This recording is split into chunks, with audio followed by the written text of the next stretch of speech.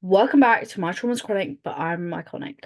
Welcome to another exciting episode of our podcast, where we dive into the incredible stories of individuals who have embraced their neurodivergent identities and are making a real difference in their communities. In today's episode, we have the pleasure of chatting with Liz Vande Putte, a passionate advocate for neurodiversity and autism acceptance.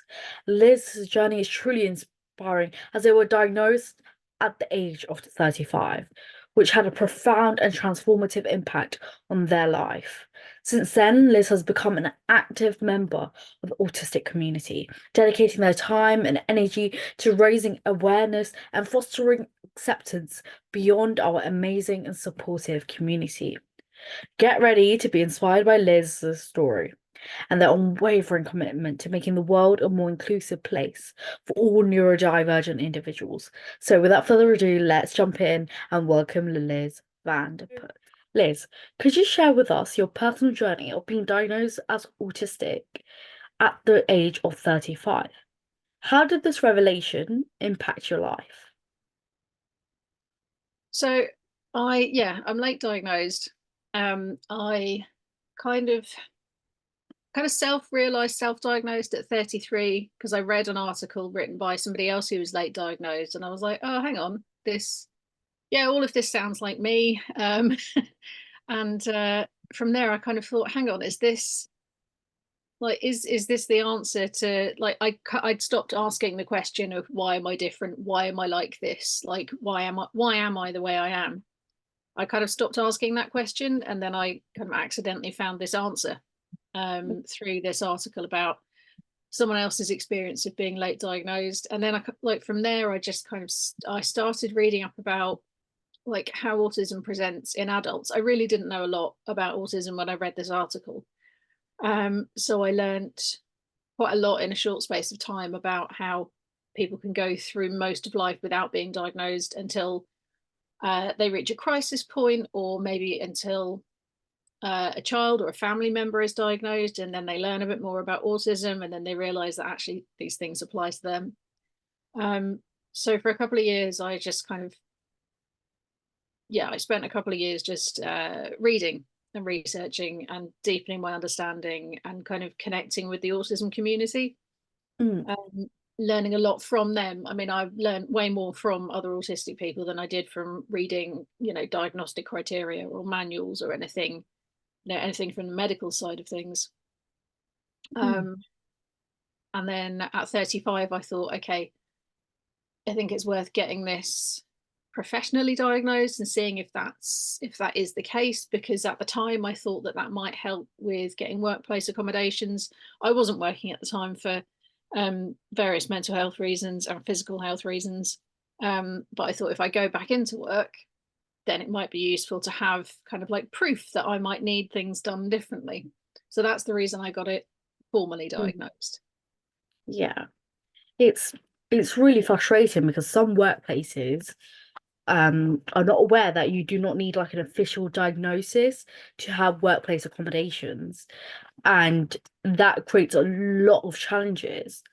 What are some of the challenges and emotions that you faced upon receiving the autism diagnosis later in life, and how did you navigate through them? Um, I think for me, I didn't find any challenges after diagnosis really. It was I described the experience, the post-diagnostic experience is kind of grief versus relief. Um, Mm. because for a lot of people, I think there is grief about things that they haven't been accommodated for and things where they've been misunderstood in their life beforehand. And that, I mean, that's certainly part of my life, part of my history. But I don't know. I didn't know I was autistic. I can't expect anyone else to have known I was autistic and needed accommodations. I kind of haven't looked at past experience through that grief lens. I've just kind of looked at the diagnosis as a relief, as an Mm. answer. Like, oh, okay, now I understand. Now I can move forward. Yeah. So I think for me personally, it was less challenging than a lot of other people have had, a lot more emotional turmoil and emotional processing to do after diagnosis. I kind of haven't done that. I haven't really felt that it would benefit me to do that. I'd rather just go, okay, now I know what the deal is, I'm going to move forward. Yeah. So, do you think that 2 years from self-diagnosing yourself at 33 and then getting, a professional diagnosis at 35, do you think that that 2 year period gave you time to kind of process what was going on, what you think you might have, and believing that you have it, and then being like, okay, I've read up on this, I kind of understand little bits and pieces. This kind of makes sense and validates experiences that I've gone through. Do you think that helped? Yeah, I think having that period of time where it was just something that I was thinking about, and like nobody else was really involved in that. It was just me with my brain thinking. Mm, Um, I think I find it a lot more helpful generally not to talk to other people about problems or about how I'm feeling, because I find it's much better for me to just sit with my feelings and try and identify them rather than somebody else trying to tell me what they think I ought to feel. yeah. So yeah, I think having that couple of years of just internalizing it and understanding it Yeah. um, definitely helped me get to a place of acceptance more quickly when it was sort of formally diagnosed. I mean, on the way to the assessment, my mum said, "Well, what are you going to do if it turns out that you're not autistic?" And I said, "Well, I'm just going to keep doing the things that I found helpful, and I'll keep using the strategies and tools that I have found through the autistic community because they help." Mm. Um, Definitely. I feel like sharing experience with other people with autism and like kind of like problem solving it together really helps. I feel like it's like very therapeutic, and it's like people that may not fully understand what you're going through, but they understand more than the average person.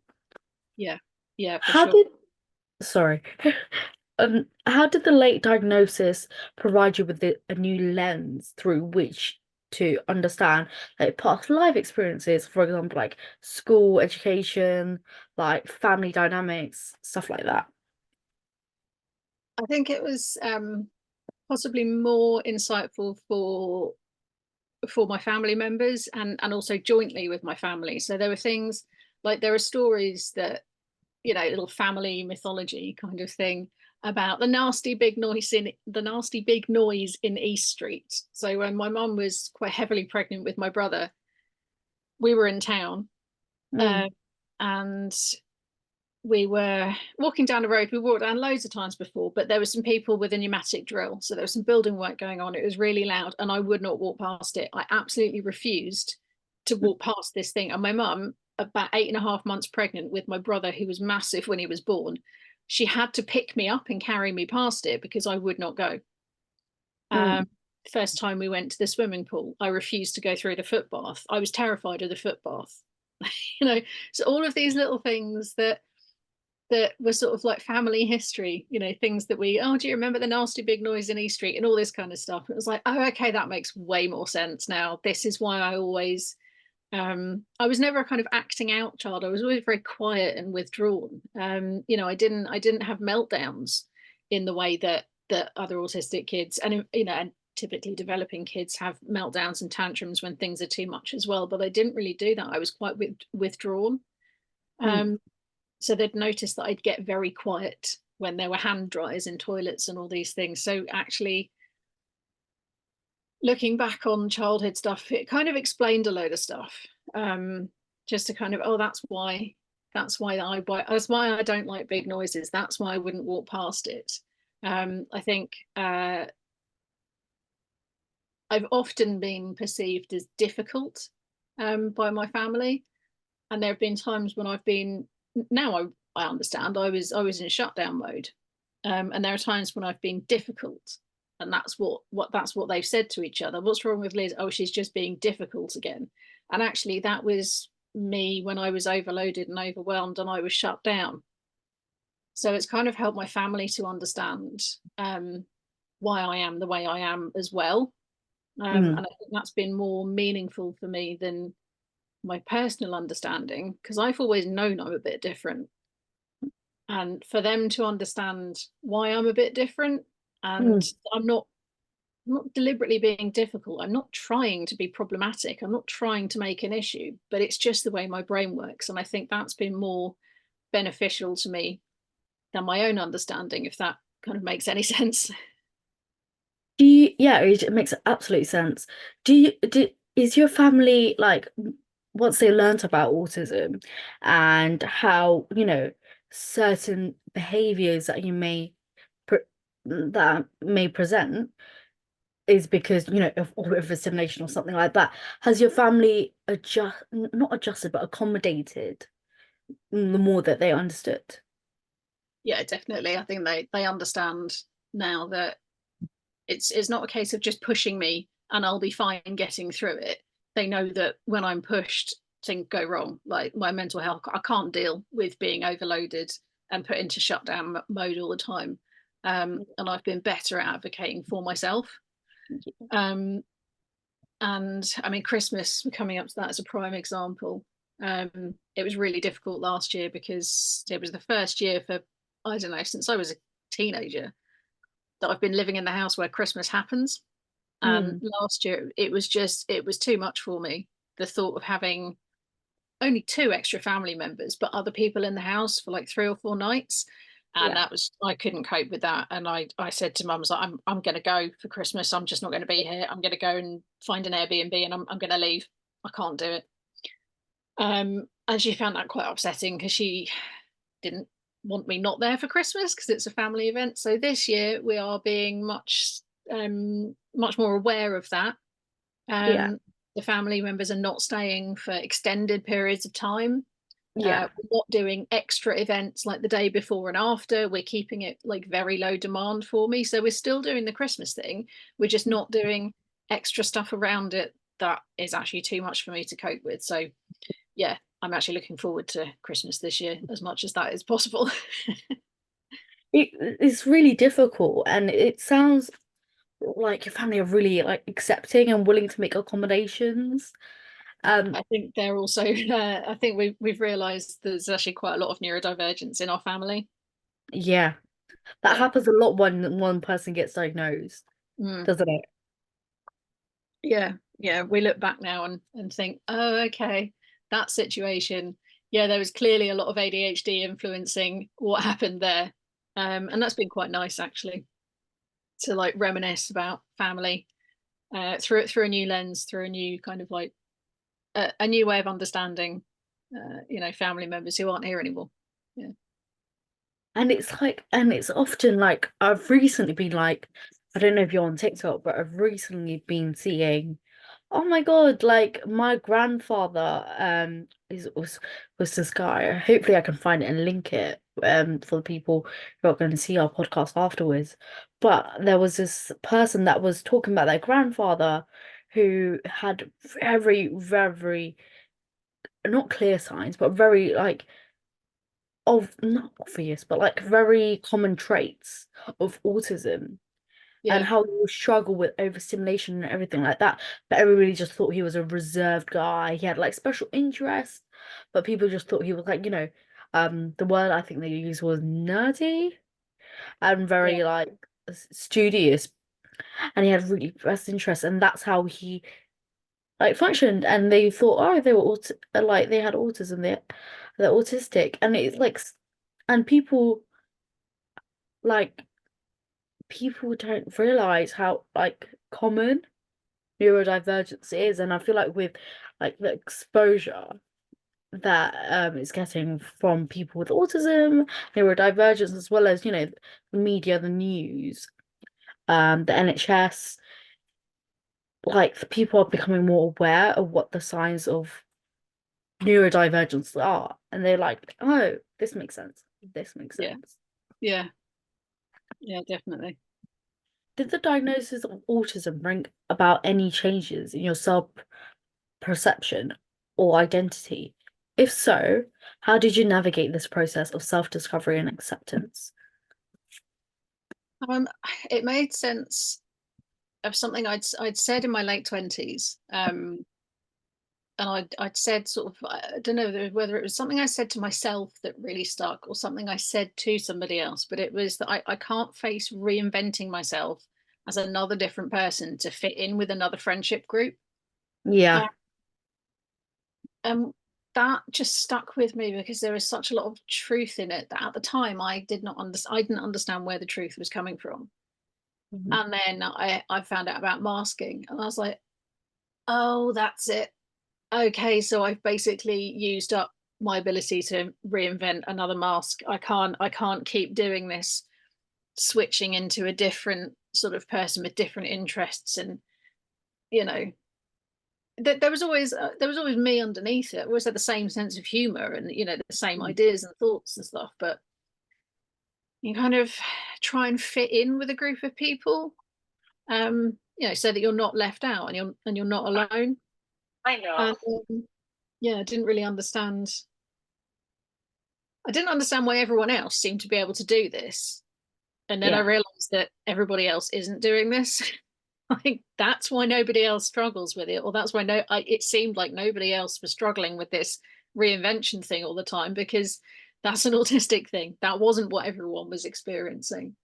Um, and I think after that point, I think I started unconsciously, not quite unmasking, but finding my own identity before I knew about the autism. Um, and that journey has continued through that, through the new lens I have now. So I don't push myself to fit in with groups of people. If they don't like me, that's fine. I'm not interested in trying to make friends all the time anymore. I know um, it's not going to lead to anything positive for me except for more masking, and I just don't have the capacity anymore. I've been burnt out so many times. I can't mask like I used to, in social situations. And I spend time on stuff that I like and I enjoy, even if other people think it's a bit weird or don't understand why would I voluntarily spend my time picking litter. Well, I enjoy it. I know Mm. that's strange from the outside, but I get a lot of satisfaction from it. And yeah, it's something I do on my own. It's not a social thing or anything, but that's something that I enjoy spending my time doing, and I'm not gonna pretend otherwise to fit in with somebody else's perception of me or my interests. I wrote a blog piece about like autistic identity and working out who you are. Um, and it's based on the idea of so you have an identity bag and you go shopping in this department store of personality, and you can put stuff in and take stuff out of your identity bag as you go around shopping. And when you're autistic, you've got your identity bag and it's full of stuff, and you kind of have to unpack it and work out what you want to keep, and what was actually just part of the masking, and what you really don't identify with. Um, yeah, I think it's like you're continually refining it as well, because your interests can change as you get older, um, or you get bored of stuff, or you Yeah. don't feel aligned with a particular interest or a particular group of people anymore. So, um, also understanding that your identity isn't fixed, I think, has been quite helpful, because I don't feel the same pressure to be a person and then like, oh, okay, I can tick that off my list of life. I've decided who I am. Like, it's okay to change your identity and change your ideas and your mindset. That's okay. Yeah, it is absolutely fine. I feel like a lot of people with autism, they come to a realization at one stage of their life, whether it's easy or not, they just like be like, okay, I can't mask for this long. I can't mask. I don't have the energy or the capacity to mask. I just be myself. Yeah. And you take it with whatever reaction comes. You're like, at one point, you're like, I don't give a fuck. Yeah. Yeah. This is this is the only person that's stressed out is me in this situation. Everybody else doesn't care about what I present like. And if they do, well, they can fuck off. Yeah. Yeah. In hindsight, do you feel like the late diagnosis allowed you to better understand and appreciate your unique strengths and abilities? How has this understanding influenced your journey towards self-empowerment? Um, I don't know whether it's really linked with diagnosis or whether it's more of just getting older and, like you say, giving less of a fuck um about what other people think. Uh I think it's more, for me, it's been more just life experience has taught me about my strengths and my challenges and my abilities, and things I might need to work on. Um Perhaps there's maybe been a bit of an influence from knowing about the autism, but I think in terms of process, that's just been something that I've worked on throughout my life. Um, yeah, having the diagnosis kind of gives me a new understanding, a new angle on it. But I think I was already doing that before I even self-identified. Were there any particular misconceptions or stereotypes that you had to confront after receiving the diagnosis? Or did you have any misconceptions or stereotypes that you had in your mind before learning further about autism? And how did you challenge and overcome these misconceptions? I mean, yeah, before I read that article that kind of sent me on this very long dive into autism and neurodivergence, I think I remember mum telling me about autistic people when I was fairly young, because she was a teaching assistant at the local primary school for a bit, and she worked with an autistic boy, and she was explaining, what her work involved. And she said to me, "Oh, well, autistic people don't like having their hair cut because it hurts." And I was like, I don't like having my hair cut because I didn't like the sensory aspect of it. Mm. But I didn't define that to myself as pain. I was like, but my hair has no nerve endings. Yeah. So I took this incredibly literally in a very, very stereotypically autistic way.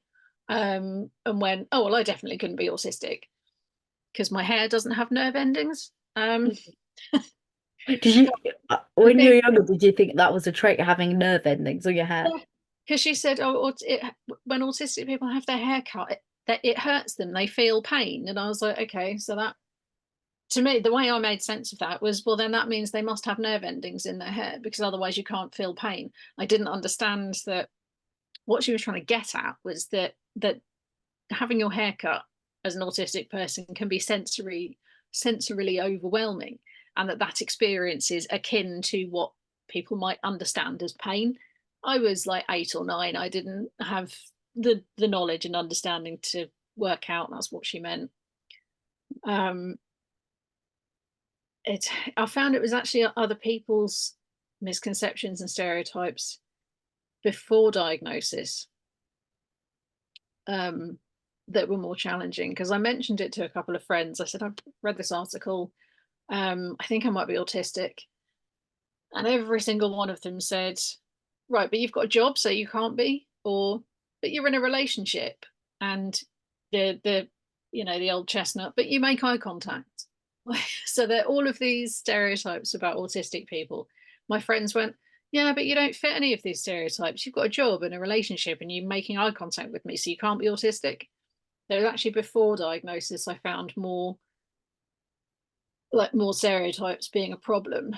Once I got like the bit of paper, I think that kind of made the people around me understand that clearly they didn't know what autism was and they needed to learn a bit more about it and understand it. So I think my diagnosis actually helped challenge some stereotypes that other people had.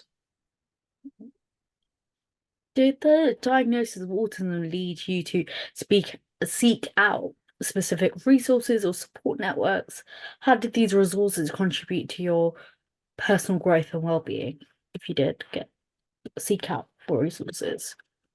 Yeah, I found some spaces on Quora and some people to follow on Quora. And Mm. I learned a lot through that. Then through the people I'd met there, um, I was part of it's a closed group on Facebook. It's a private sort of group of people who, so there are several of these groups run by the same organization, but they're kept deliberately small and closed because they are safe spaces for the people within them.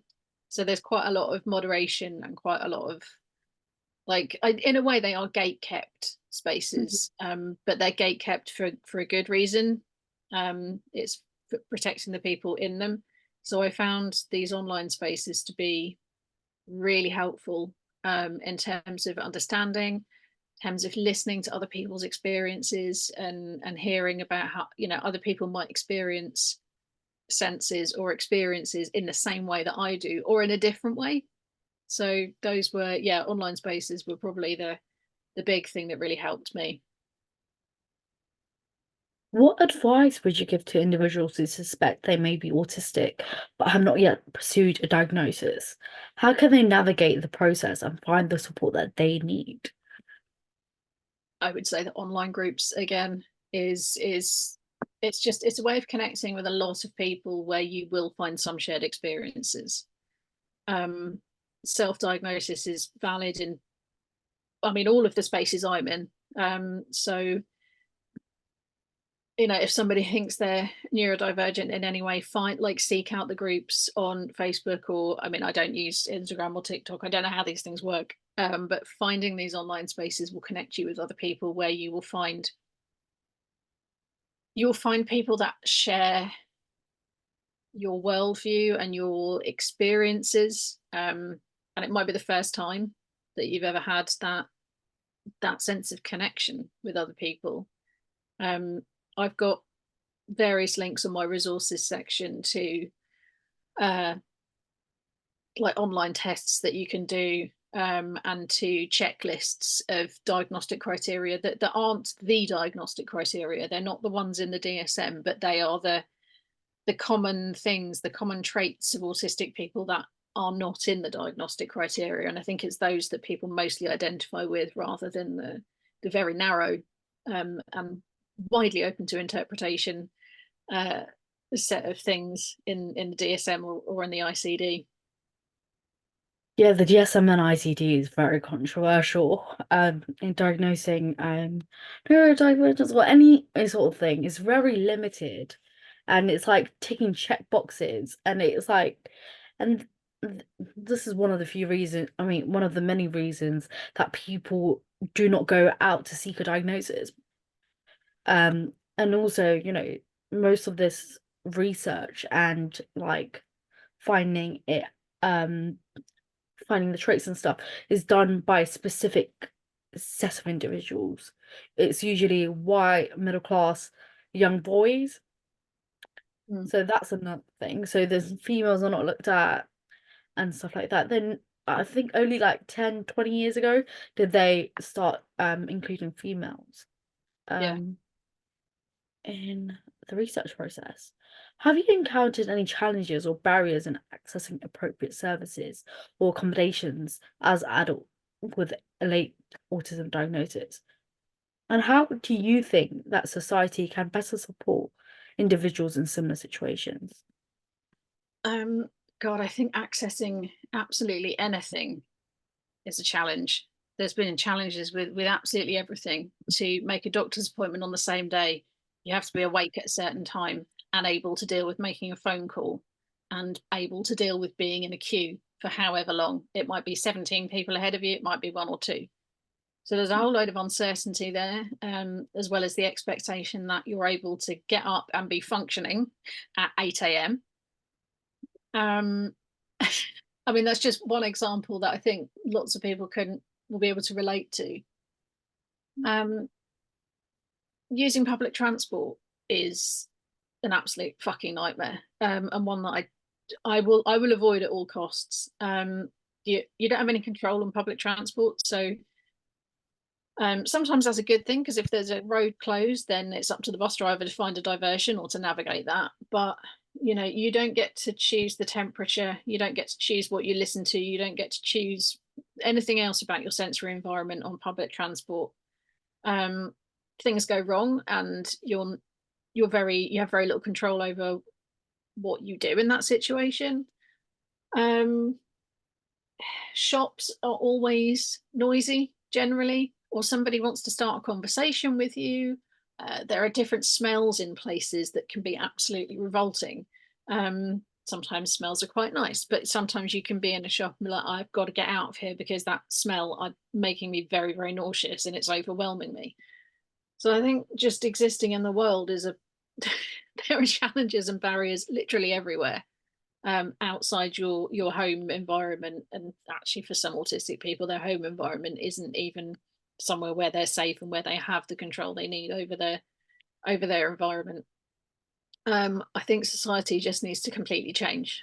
Like that's such, I know that's a huge thing to say, but I think society needs to become a lot more tolerant and a lot more understanding,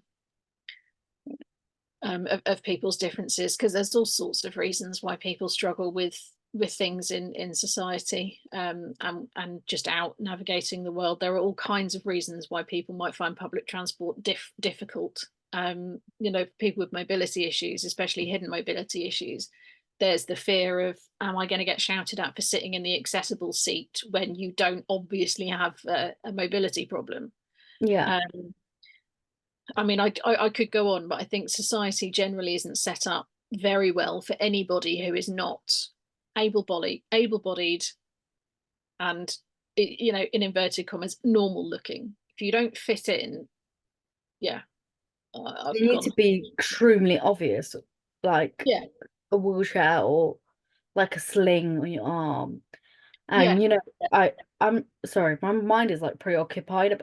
But in Wimbledon, there's a Lush. I don't go inside it, but I just walk past it. mm, Oh my fucking God, how overwhelming it is. yeah. Oh, It's it's like the worst. Some of the smells in there are nice, but you can't single those out among the rest of them. It's just, yeah, Lush is like completely inaccessible for neurodivergent people. It's yeah, which is a shame because their honey soap is really nice. Uh oh. Can you but order it online? I think so, yeah. I have looked at it and then I was like, this is actually really expensive. Um it became one of my online window shopping things rather than something I actually go and buy.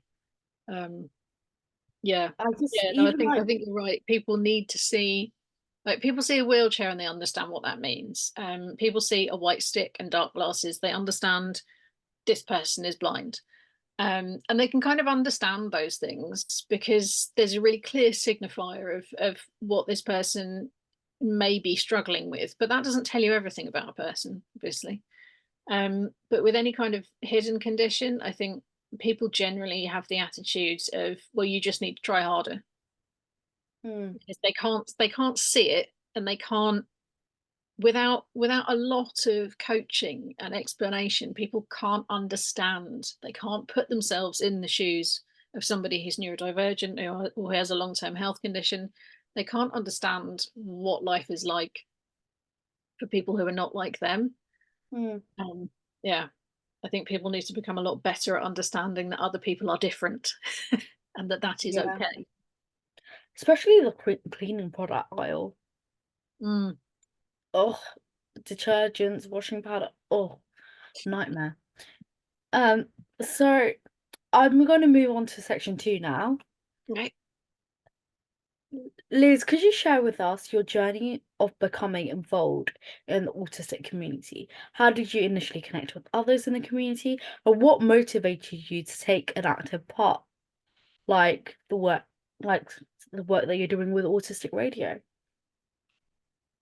So being part of the autistic community was kind of part of my pre-diagnosis journey as well. I felt like I fitted in and was accepted in the autistic community, um, because there was this commonality of experience and this commonality of mindset, um, that I just felt understood and accepted. And in terms of what motivates me, I literally, it's just the way my brain is wired. That's part of it. If I'm passionate about something and I'm into it, I just keep going. It's just, yeah, I'll volunteer to take stuff on. I'll be like, yeah, that sounds interesting. I'll get involved in that. I need to, I'm trying to learn to pace that a little bit because that can lead to burnout. because these are things I want to do and I can't do all of them, which is difficult.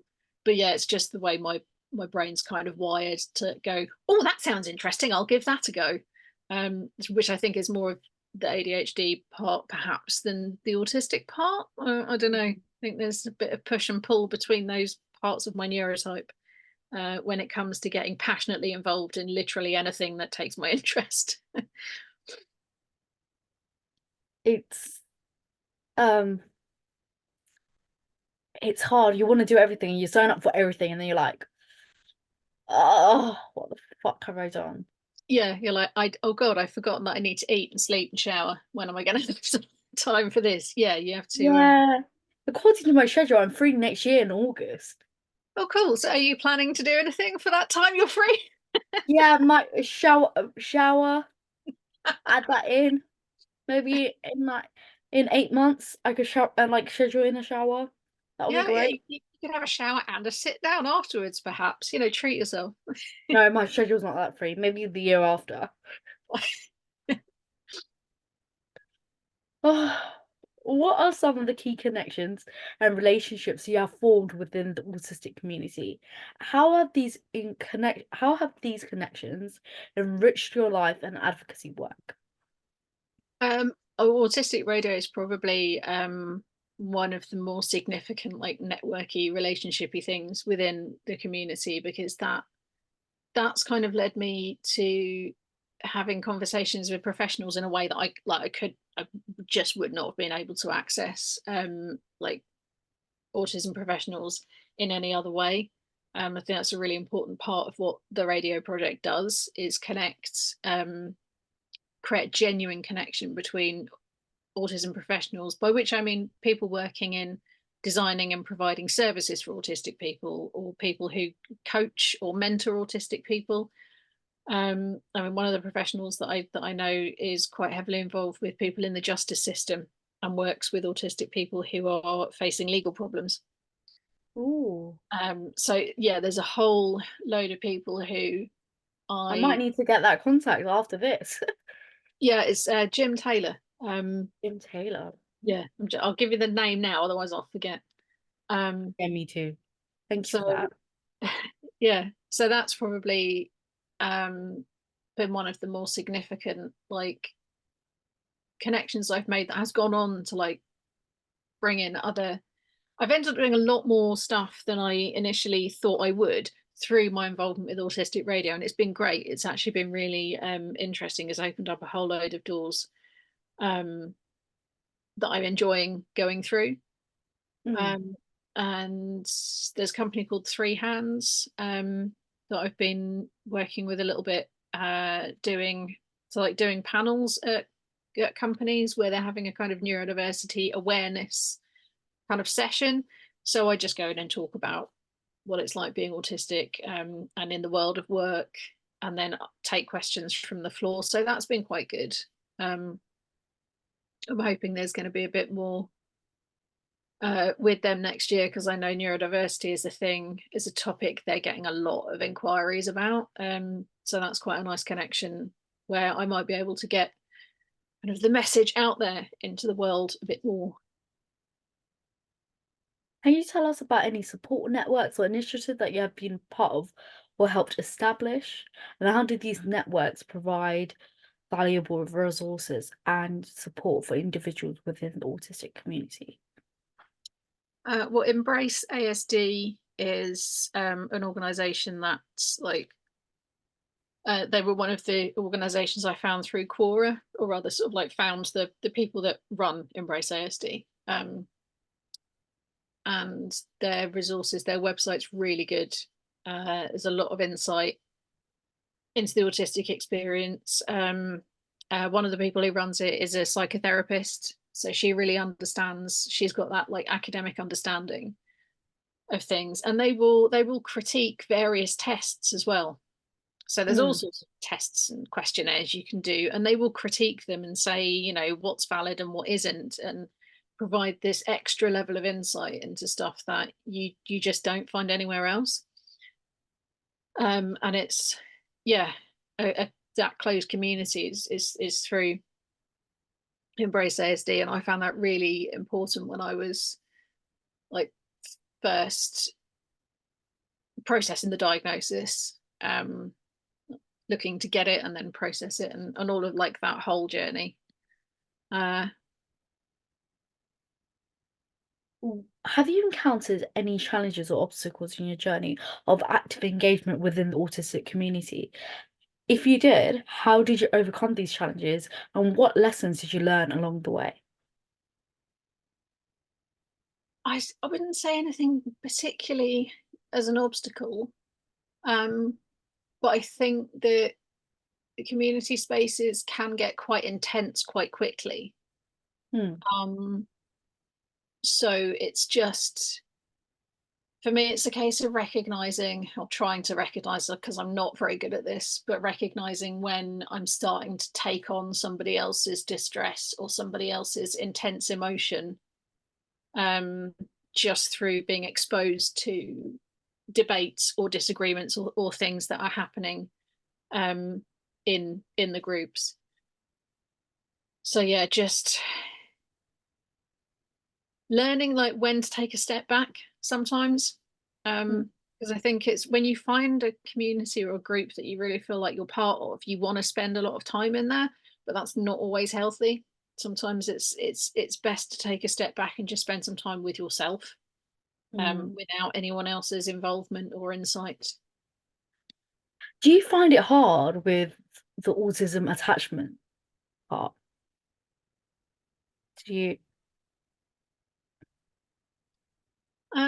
Yeah, I think definitely when I was younger, um, I had a tendency to kind of take on other people's problems, and be quite affected by them. So if somebody told me something harrowing or something really upsetting that happened to them, I would stew on it, and it would really affect me for days, sometimes weeks. Um, People often used to say to me, "Oh, you'd make a great counselor. You're a great listener. You give brilliant advice." And I'm like, I would last about 5 days, and then I would just have to go on sabbatical and become a hermit somewhere, and just say goodbye to people forever, just to process all of the stuff. Um, and I think I recognized that in myself a long time before I was diagnosed. I realized that was something I was doing, and I've tried to kind of create a bit of distance between me and other people's problems and emotions, Hmm. because otherwise they can affect me very, very intensely. Um, I think that's another misconception people have about autistic people, is that they don't do empathy. It's like actually quite often We the are case. too empathetic. Yeah, we have hyper empathy, and that can be difficult for us to cope with. Um, and then it might look like we have no empathy because we may be actively detaching, or we may be approaching shutdown because of the amount of stuff going on internally that no one can see. So we might not be comforting the person who's crying because we're in it internal turmoil, because we have all of that going on in our head, and we're not emoting it in the way that people expect us to. Um, yeah, that has been a big one earlier in my life. Um, yeah,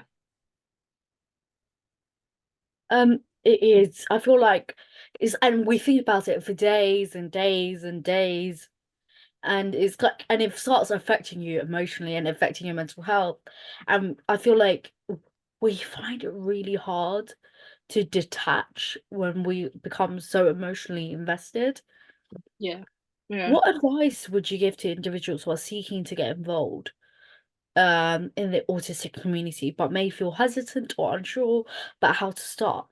How can they find support and meaningful connections? I would say that we the community generally accepts self-diagnosis. So if you're not formally diagnosed, don't let that put you off joining one of the groups, or getting involved in the community. We are generally a very accepting, very tolerant place to be. Yeah. Yeah, we don't always agree on everything, but uh, I think there's a lot more genuine support and empathy and understanding in autistic and neurodivergent spaces than there is in other groups. So don't be put off by the fact that it's on Facebook and someone's told you that Facebook is toxic. Actually, Hmm. some of the the neurodivergent space is a little microcosm inside that. And I think, in your opinion, what are some of the most pressing issues or areas that require attention within the autistic community? How can individuals and societies as a whole work towards addressing these issues? I think it's not necessarily unique to the autistic community, but I think I know I've just said that the community is very tolerant and accepting and understanding, but within that, the only kind of thing I see really where disagreements happen or misunderstandings happen is where people haven't understood somebody else's viewpoint, and maybe are struggling to communicate that with the person. That's just the problem with just text communication, is that it's very open to interpretation by the other person without any of the other cues and clues that you get. But I really think that's more of a society thing generally, is being open to other people's views and accepting other people's views, and rather than just going, well, that's not how I experience it, so I think you're wrong. Yeah. Yeah. I think it's extremely hard when you're conversing with other people who are autistic and have one of the traits that are black and white thinking. I know I struggle with that definitely. Is I'm like, well, there is a right and wrong. There is, like, it's very clear. The boundaries are very clear, but it's really, really hard to navigate. Yeah. And especially over text, when you're like, okay, I don't know if this person is angry at me or if this person is just being like providing constructive criticism.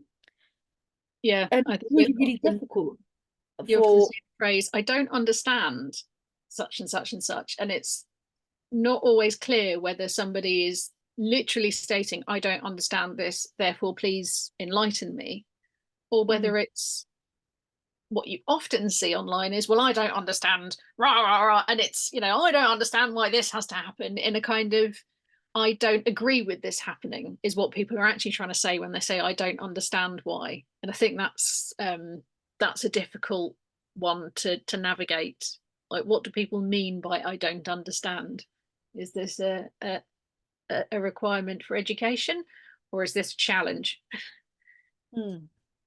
I think, and also it's like some people with autism, like we think we're great at sarcasm, I am and great at sarcasm. yeah, that's what I say as well. And then somebody says something, and I'm like, hmm. So you're talking about, so where is this, like the other day, Danny was coming over, but I was also seeing my SEN case coordinator, as well as the head of virtual school. And they were talking to me, and then before Danny came, he was like, oh, I'll probably see them at the end of the tail end. And I was thinking, and then I was like, so Danny's gonna come see you at the end of the tail end, but there's no animals involved. And I'm just like, and I'm like, I figured it out, there was no animals involved. And then I was like, hmm. And, and when he did come, they were like, oh, this is the tail's end. And I was like, this really doesn't look like a tail. And I was like, "Oof, okay, moving on." I always have an elephant with me, because then I always have a tail. Mm. Meow. Like, how do you see um oh, could you share with us some of the health changes you have experienced and how they have influenced your personal journey, and how have these changes shaped your perspective and goals? Yeah, so in the last like 10 years or so, I've been diagnosed with fibromyalgia, IBS, which, to be fair, has been building and changing since my 20s. Um, and I've developed arthritis in a couple of joints. So I have some physical health challenges that are, again, invisible. People don't really understand what's involved in living life with those things. I mean, the Mhm. IBS thing alone is people go, oh, it's just a bit of bloating, isn't it? It's like, well, it's more than a bit of bloating, and there are other symptoms. But it means that I can't do takeaways. I can't eat takeaways. I can't just pop out for a sandwich or something. There's a whole load of, I have to cook everything from scratch pretty much. So I have to have time and energy in the day to make dinner because I can't just phone up for a pizza. Um, and so, I don't have the same 24 hours in a day that somebody else has. And people don't really understand that because you can't see it. So actually living with those things has taught me to be more accepting, because it is difficult to understand somebody else's life if you have no experience of it. So having that first-hand experience of having, chronic illness, hidden conditions, has been really eye-opening. And understand the concept of the disability tax. So things cost more when you're chronically ill or have a disability, because there are things you need to do um, that cost money, like getting a taxi instead of the bus, where you don't Oh, have the, tell me about it. yeah. I mean, people don't understand. People just don't seem to understand how much hidden cost there is in living with health conditions. I mean, I could talk about this for like another hour, so I won't. Um, but one of the big things, like positive things about having health challenges, is that I've met people through the chronic illness community who are really good friends and they get it. I don't have to explain all of these things to them. We can just have a conversation and catch up. I don't have to justify my actions. I don't have to justify anything or explain anything. So I think that's been like a really positive thing. There's been positives to having limitations placed on me that I have not chosen. But I'm trying to look at the positives in that rather than the negatives. Mm. Um, Sorry, give me a second. I'm just need to figure something out. Yeah. So,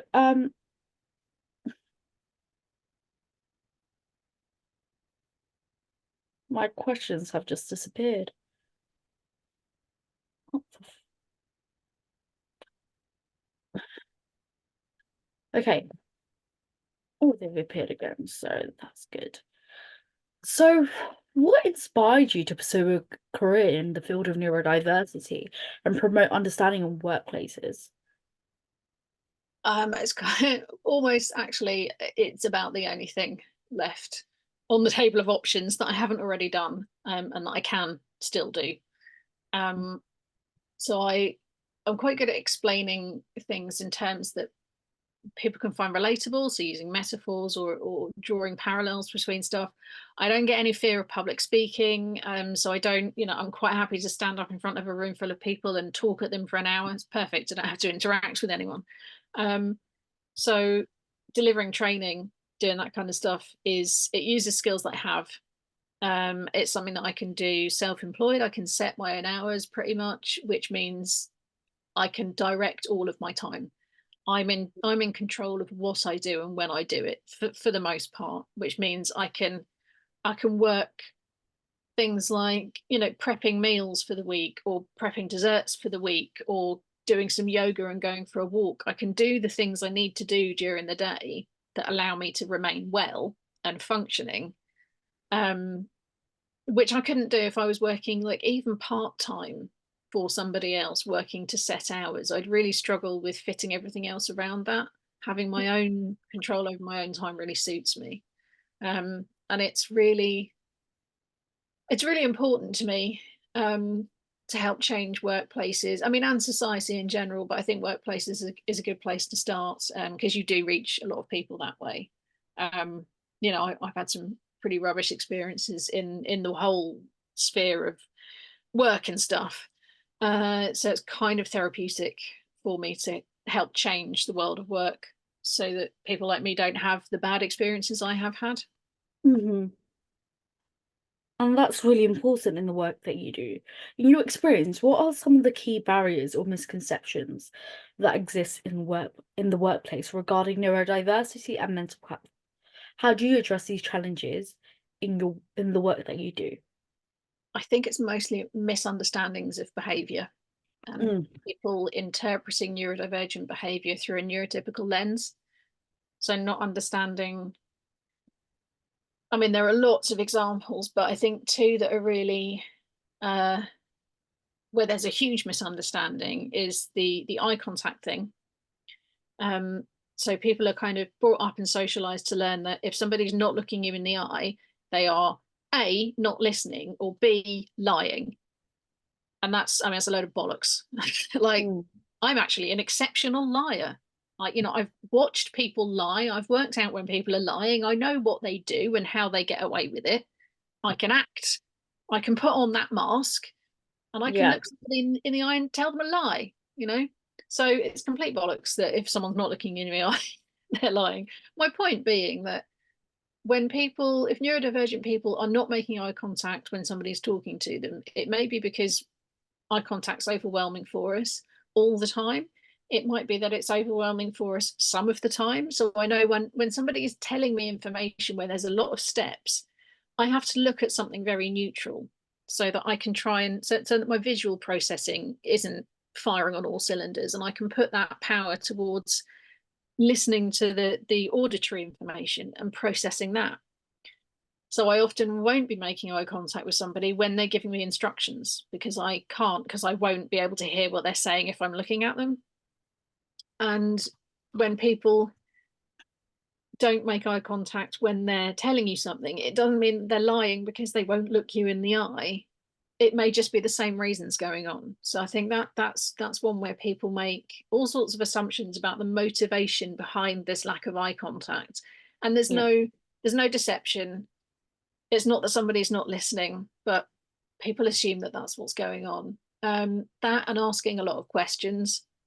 I ask a lot of questions in a workplace, especially in a new job, because I need all of the information. Like I need more information about a certain task or an environment or whatever it is than most people in order mm, to go ahead and do that task or fulfill that function properly.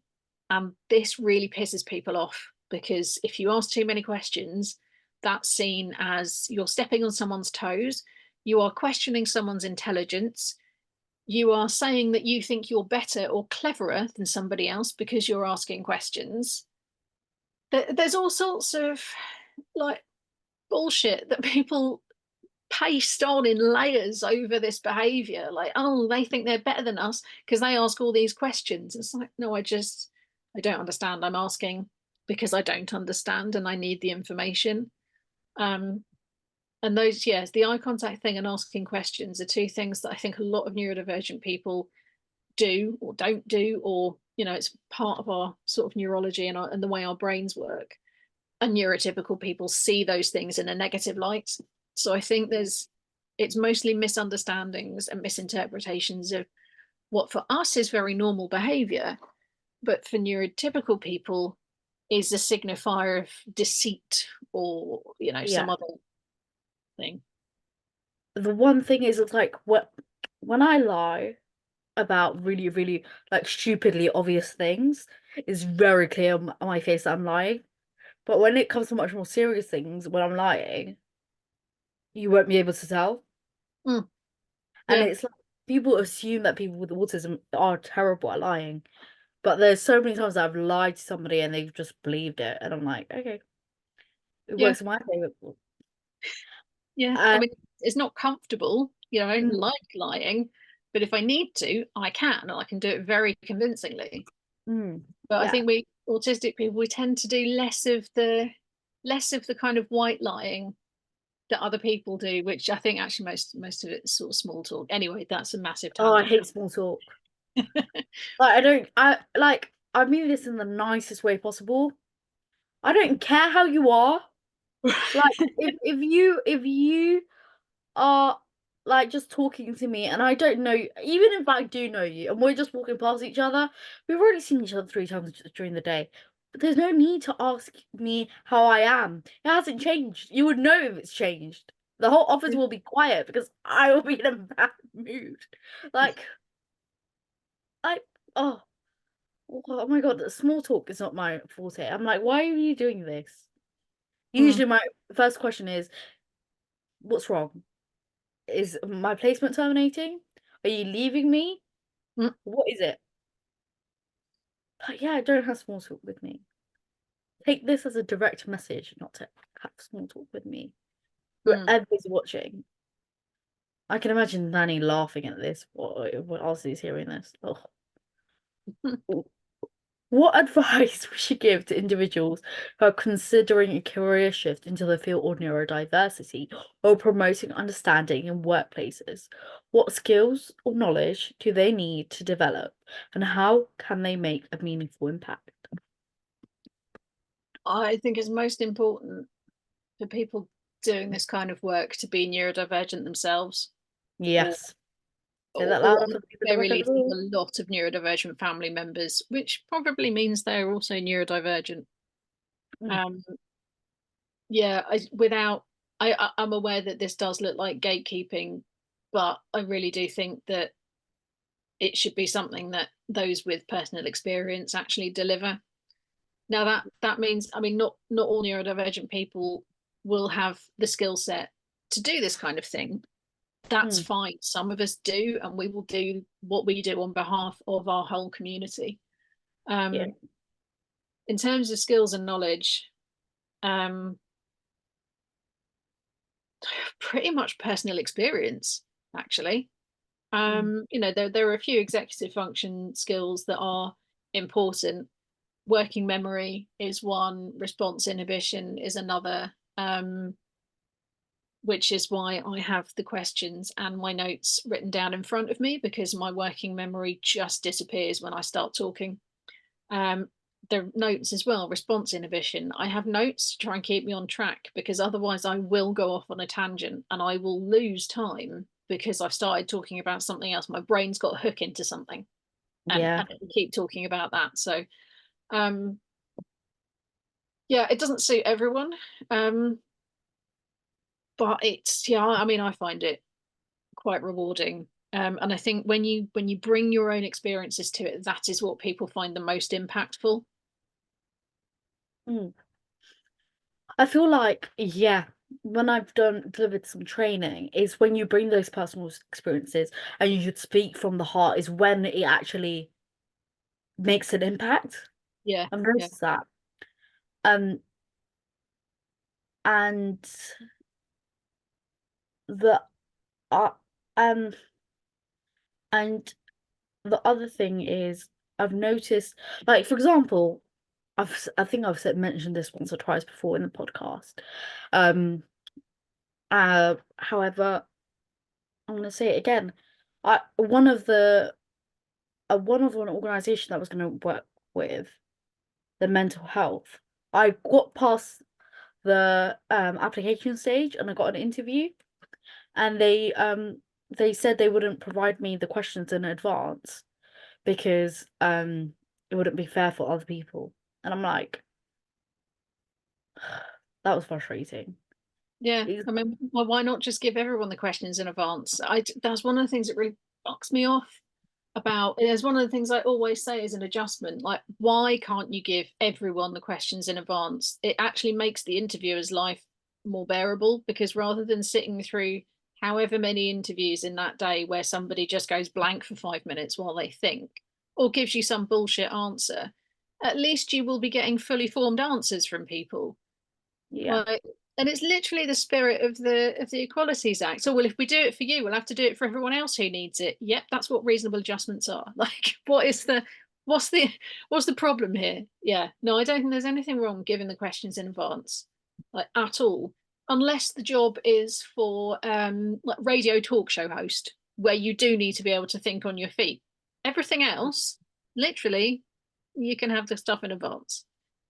yeah. And then the one thing is, I'm like, well, even if, like, some places they would only provide if people request a question under um reasonable accommodations and adjustments. They will provide you the questions, whether it's a day or two in advance, or whether it's half an hour in advance. And they won't for other people. And people are like, well, that's not fair, that's not fair. But people don't understand is that I'm here and you're here at the starting point. Yeah. For me to be there with you, you and I need my reasonable adjustments and accommodations to be made so I can have the same Mm. leveling as you to get similar results to you. That doesn't make me incompetent. That doesn't make me less than or unable to do the role. This is what I say in every interview that I go to. None of my diagnosis, reasonable accommodations and adjustments, nothing to do with my personal life and my mental health, my neurodiversity, the traumas and adversity I've gone through, makes me makes me incompetent or unable to do the job. I can do this job better than anybody else that you can hire or hire. And you need to give me an opportunity to prove that. And I feel like that's what the workplace systems often fail to realize. Yeah. Yeah, for sure. Looking ahead, what are your aspirations and goals for your career in the field of neurodiversity? How can you how do you hope, sorry, to contribute to creating more of an inclusive and supportive environment for neurodivergent people? So I want inclusivity to be an actual real thing, like a cultural change generally, and not just a kind of buzzword that people throw about and go, "Oh yeah, we're really inclusive," but no, you can't have the questions in advance. Oh, I want yeah. inclusivity to be a real thing that people understand and actually practice rather than just say they do as some kind of like tick box exercise. Um, Yeah, in terms of more inclusive and supportive environments, just carrying on like doing what I'm doing, I think. Um, just carrying on being out there and being like vocal and loud about it and forcing people to listen to me. Love that. Uh, that's that's the best part of this interview. Sorry, love that. So so we're going to talk a bit about your peer-to-peer trainer deliver your experience as a peer-to-peer trainer delivering an NHS self-management program. Mhm. What were some of the key lessons you learned from this role, and how did it impact your own self-management journey? I was a participant on the course before I was a tutor. So you can only be a tutor once you've been a participant on the course. Um, I think the key things I learned from that were the skills of self-management. And it wasn't, I suppose I actually knew what most of the skills were. I just at the time I was, about a year after being diagnosed with fibromyalgia, and I Mm. was just about to be diagnosed with autism. And I so I wasn't really giving myself permission to use the strategies that I thought might help a bit more. So I was using some strategies that I thought might help, like limiting exposure to busy environments and that kind of thing, things that I picked up from the autism community. Um, but I was struggling a bit with managing the physical health and with pacing and not overdoing on a physical level. That, as the years have gone by, has translated, is starting to translate a bit more into understanding pacing on a kind of cognitive and emotional level as well. Um, yeah, it was kind of giving myself permission to be an effective self manager rather than trying to just keep doing everything I was doing. Um, accept that I am where I am now and I have these limitations and I've got to work with them rather than pretending that it's not there and just carrying on regardless. Mm. In your opinion, what is the significance of self-management programs for adults with long-term health conditions? How do these programs empower individuals to take control of their health and improve their overall well-being? So something that we always started the course with was the fact that the average person with a long-term health condition spends 8 hours a year with a healthcare professional and 8,752 hours on their own. not necessarily completely on their own, but for those 8,752 hours, they are responsible for their health. So actually, you kind of have to self-manage. It's in your best interests, and it is probably partly what you're already doing. The peer-to-peer aspect is really key for this working, in terms of empowering people to do it, because you are also a person with a long-term health condition, and the course, it doesn't talk about particular conditions or specific health conditions or specific medications. It talks about common problems that everyone has, and at the beginning of the course everyone says what their conditions are and 2 or 3 main problems that this causes for them. And what it shows everyone is that it doesn't matter what your condition is, you probably have some of the same problems. Your life problems may be similar to somebody else with a completely different condition. So sleep is something that everyone with long-term health conditions finds difficult for different reasons. Accepting your limitations is another thing that people find really difficult. Communicating these things with friends and family is another really common experience.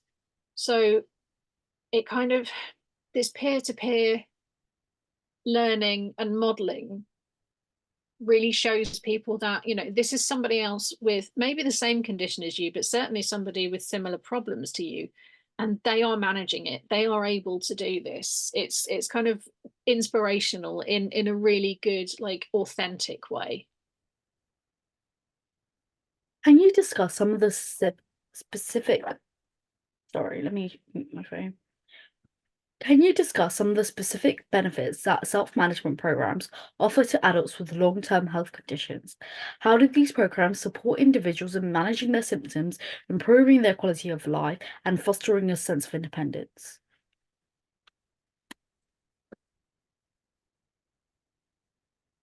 I think I may have already, I think I've already said what I was going to say for that one. Sorry. It's okay, don't worry, we'll just move on to the next one. Sorry. Okay, these things happen. What are some of the challenges you've encountered while delivering the self-management program? How did you address these challenges and ensure that the participants were able to effectively apply the strategies and techniques taught in the program? There have been a few various challenges. One of them is like managing group dynamics, so making sure that the person with a lot to say doesn't kind of monopolize the session and end up taking time away from the people who need a bit of extra time and encouragement to participate. So managing people and group dynamics is a challenge, but one I really enjoy. I think the kind of years of masking and observing human behavior gave me a lot of skills, in that area, and how to like manage people, in a group setting like that. There was one course where somebody, there a bit of a disagreement. It wasn't quite a physical fight, but it was quite heated words broke out between 2 of the participants, and that really affected the other participants in the room because they weren't coming to this session expecting to be involved in or exposed to conflict at that level. So I stepped in and I mediated and I, kind of dealt with the situation.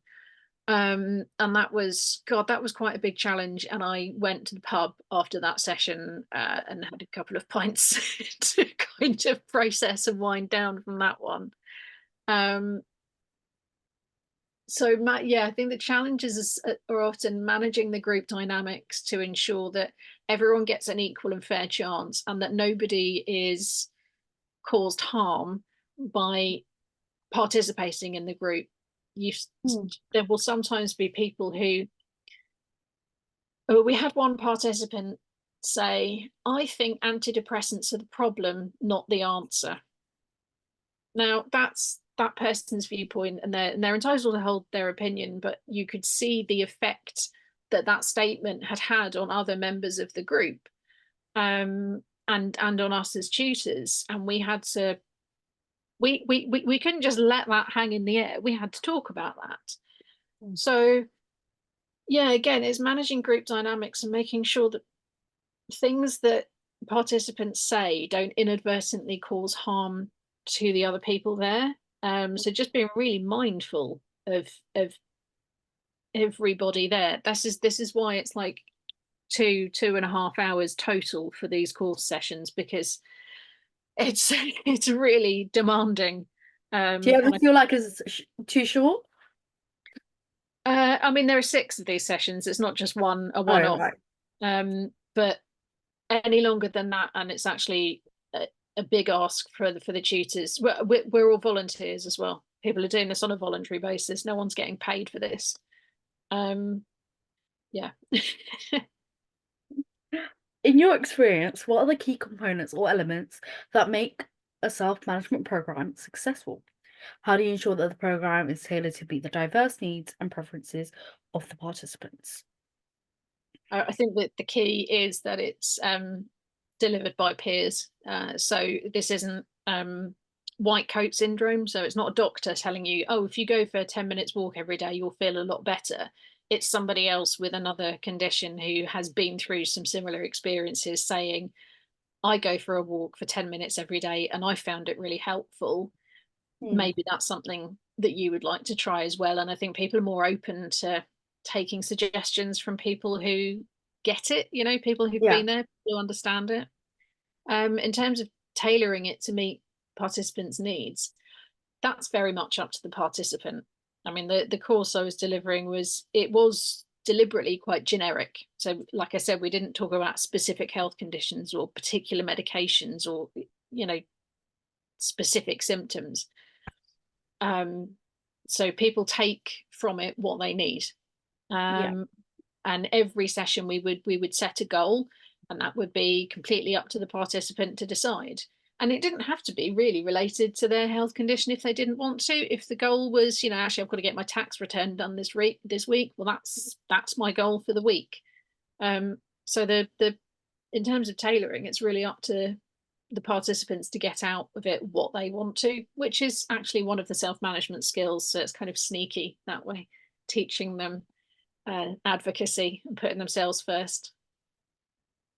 And what are some of the advantages of in-person training when it comes to delivering self-management programs? How does face-to-face interactions enhance the learning experiences and foster a sense of community among participants when they're not fighting? Yeah, when they're not fighting and everything's going well. Yeah, I think sometimes people can often feel quite isolated when they have a long-term condition. They might not actually get out and about very much.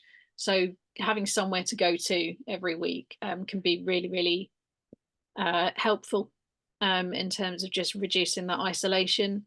Um, Managing groups is more difficult in person. I found, though, once somebody's got the floor, as it were, and they're allowed to talk, they will just go on and on and on and on and on. Whereas online, people don't tend to do that so much. But I think there are some people that definitely prefer the in person, and that's where they'll feel a connection to other people. And for other people, they would prefer to be online, and they can still feel a connection that way. I think that's a really individual kind of choice. Looking ahead, what do you envision for the future of self-management programs? How do you see these programs evolving to better meet the needs of individuals with long-term health conditions in an ever-changing healthcare landscape? But they definitely just need to continue and reach more people. Um, the thing with the self management program is that because it empowers the individual to manage their health condition and actually all aspects of their life a bit better, it also impacts on their family and their friends. I've heard from participants whose family and friends have learned things through the person who's participating. And when the person who's participating is maybe a bit better able to manage their emotions and a bit better at communicating with their family and their friends around them, that improves those relationships. So these courses go further than just the person that is participating in it. I've gone completely off topic there. uh, I don't know about evolving, really. I suppose as the healthcare landscape changes, we might have to have a module about dealing with your insurance company. Let's hope we don't end up with a kind of insurance-based healthcare model. Oh Um, my God. yeah, I think just there needs to be better awareness of the courses, and diagnosing clinicians need to need to know about the courses, need to understand them, and need to be the ones that suggest to people that this might be something that helps them. Because at the moment, I think the main problem is that people are only coming to these courses as a last resort. It should really be one of the first things that somebody is told about when they're diagnosed with a long-term condition, you know, so they can start the self-management from much earlier on in their journey. Amazing. Can you share your vision for the future in the field of neurodiversity and autistic mental health? What specific goals or changes do you hope to achieve? The real major change I want to see is clinicians understanding what autistic burnout is, what ADHD burnout is, what the differences are between your common or garden variety workplace burnout and neurodivergent burnout, because they are two quite different things and they need different approaches to recovery from. I think clinicians need to understand that autistic burnout is not the same as depression, and that Yes, you cannot treat one as the other. So definitely. specifically, I would like neurodivergent burnout to be something that mental health professionals are not only just aware of, but actually understand. Mm, Because I know when I was speaking to the psychiatrists at the crisis team, they could not understand that I wasn't depressed. Like, I'm suicidal, I'm not depressed. mm. I don't need antidepressants, but I do want all of this to end. They couldn't understand that. Um, so it was really difficult for them to know how to help me, because they'd be like, well, just get out and spend more time with your friends. And it's like, that's literally the last thing I need to do. What I actually need to do is spend less time with people. I need to spend more time doing what my brain says it wants to do, and less time doing the things that are supposed to help with depression, because it's just not the same. And I think, yeah, I want the mental health services to understand that. Definitely. I feel like that's an area that they definitely need to work on Mm, with like great urgency. yeah. How do how do you plan to expand your reach and impact in the field of neurodiversity and autistic mental health? Are there any specific initiatives or strategies that you have in mind? So I'm hoping to deliver the Oliver McGowan mandatory training for NHS health and social care staff. Um, that ideally will get me in front of the right people to build, you know, to increase this networking thing, which is so not neurodivergent friendly, but it seems to be the way the world works. Mhm. Um, I want to be able to get in front of the people who are working in mental health, so that I can then have a separate conversation with them and start um, just start getting the autistic experience in front of them. And I know with autistic radio, we're wanting to make some recordings about burnout. So we're wanting to create some resources that professionals can go to, where they can get information from us, not from a book written by somebody who's not neurodivergent. Um, so yeah, more neurodivergent, unfriendly networking, I think, is my the way I'm going to be able to make a difference and expand my kind of impact in that field. What advice or words of encouragement do you have for aspiring advocates and professionals in the field of neurodiversity and autistic mental health who share their vision, the same vision as yours, for a more inclusive and supportive environment and society? To pace yourselves and take regular breaks, make sure that you prioritize your own needs, because the last thing you want to do is end up in burnout as a result of trying to do something about the issue of burnout. Um, so I think it's the most important thing. You know, if you've got the drive and you've got the ambition and you've got the knowledge and you know what you want to say, the most important thing is to make sure that you look after yourself to the point where you can keep saying that. If you're not looking after yourself, and if you end up burning out and doing too much, you won't be able to do the good work. There's a page, an advocate who's a fantastic role model for doing this. Autistic, not weird. it's the handle of Chris Bonello. He's an ex teacher who does advocacy and training and teaching, and he's a really good role model of this. And when he's approaching kind of capacity point, he will do a post about, you know, I am at the point where I'm gonna burn out if I don't take some action. So what I'm doing is this: I'm going to clear my whole inbox and then I'm off for a week. You know, he's a really good role model for that approach to work. That's amazing. It's great to see other people setting examples on how to look after themselves as well as others. Can you share any upcoming projects or initiatives that our listeners should be on the lookout for? I think the Autistic Revolution magazine is a really cool thing that people should be aware of. So it's an online, it's a digital magazine, and it's made by neurodivergent people for neurodivergent people. It's really accessible. It's a really like neuro-affirming space. It's a neuro-affirming project. So that is something that I think all neurodivergent people should be aware of. The Autistic Radio Project, obviously, I would like people to be aware of that. And autism and neurodivergent professionals, so people working in support services, I'd like them to be aware of that too, because it's somewhere that they can come to learn about different topics. They can come to just be exposed to autistic people talking to each other about a variety of subjects. There's probably more, but my mind has gone blank. That's absolutely fine. How can our listeners connect with you or follow your work after listening to this episode? Well, my personal blog and website with an ever-evolving resources section is actually autisticadult.com. I'm on LinkedIn, so I post there when I have posted a new blog post, which is about once a week, roughly, depending on a number of factors.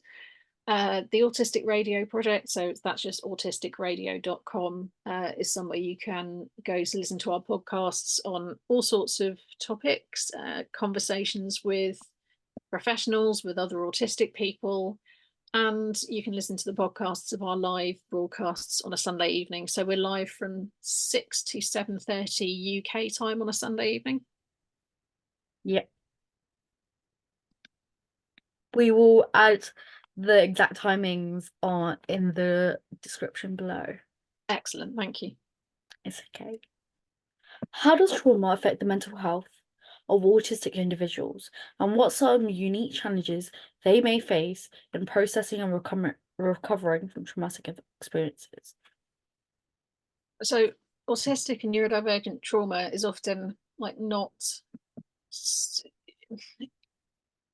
autistic and neurodivergent trauma can be sometimes it can be a result of the things that society and people will generally hold to be traumatic experiences, but there's also a level of living in a world that's really not suited to the way our nervous systems work that causes trauma, as well as the experiences that we have as a result of rejection, of being discriminated against, and just almost constant microaggressions that other people are unable to see.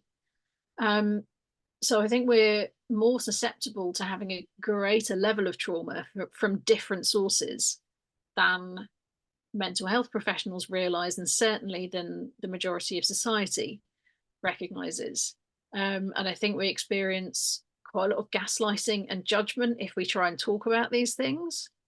So if we try and talk about things we find traumatic with mental health professionals that don't understand neurodivergence, I think there's a very big danger that we'll be gaslit, and that we will be told that actually we just need to try CBT techniques, which absolutely don't work for neurodivergent people. I mean, in some cases, possibly they can, but it's not really a good thing for neurodivergent people to do, because it's essentially saying that your thoughts are irrational and that you must change them. And actually, our different thoughts are not irrational for us, they are normal for us.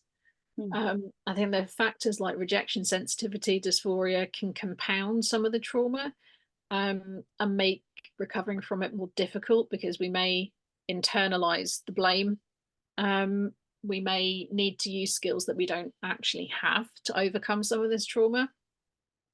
And I don't think many therapists understand these things.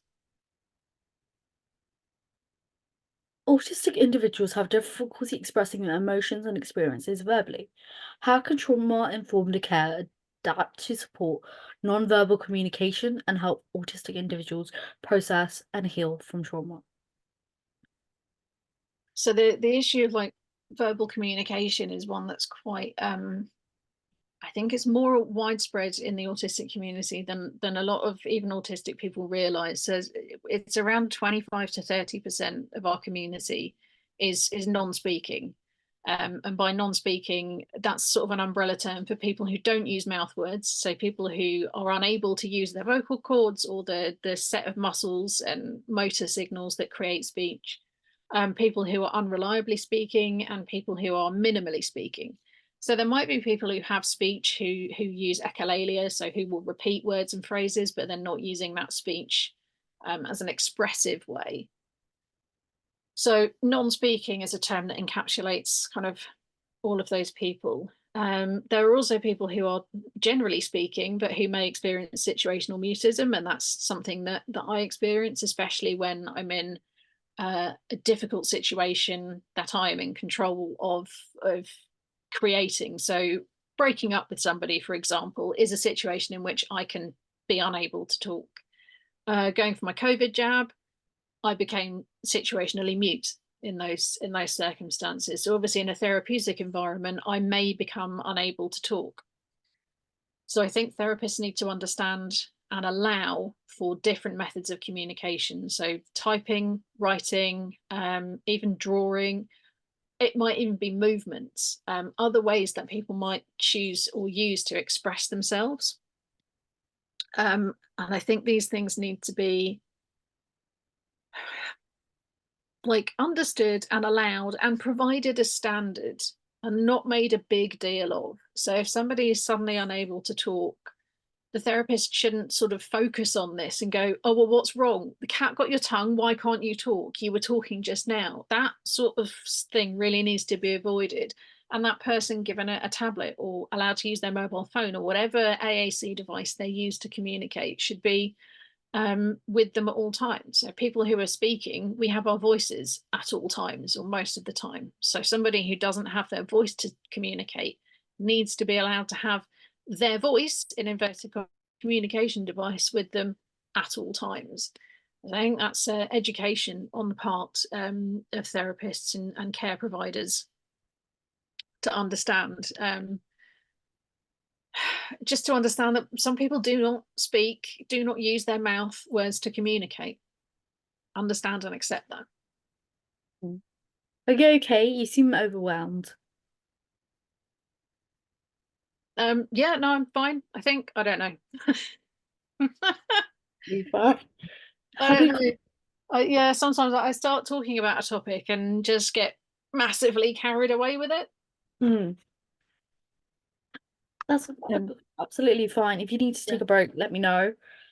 Have you done question 10? Uh,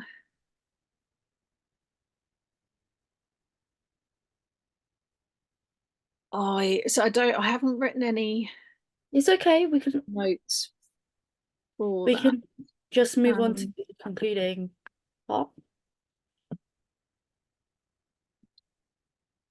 uh, yeah, I think we've done the questions for the concluding part, have we? Yeah, I'm talking about like wrapping up. Oh, right, cool. Yeah. Yeah. Thank you, Liz, so much Yeah. for coming on My Trauma's Chronic, but I'm Iconics podcast. I really appreciate it. As we wrap up this episode, we can't help but be captivated by your incredible journey of self-discovery and your unwavering dedication to raising awareness and fostering acceptance of autism. Your story serves as a powerful reminder the transformative impact that a late diagnosis can have on an individual's life. It highlights the need for greater understanding and support for neurodivergent individuals, ensuring that we're embraced and celebrated for our unique strengths and contributions. And for our audience, we hope that Liz's story has inspired you as much as it has inspired us. Join us next time as we continue to explore the diverse stories and experiences within the neurodivergent community, shedding light on the incredible resilience, talent, and potential that exists within each individual. So stay iconic, and we'll see you next time.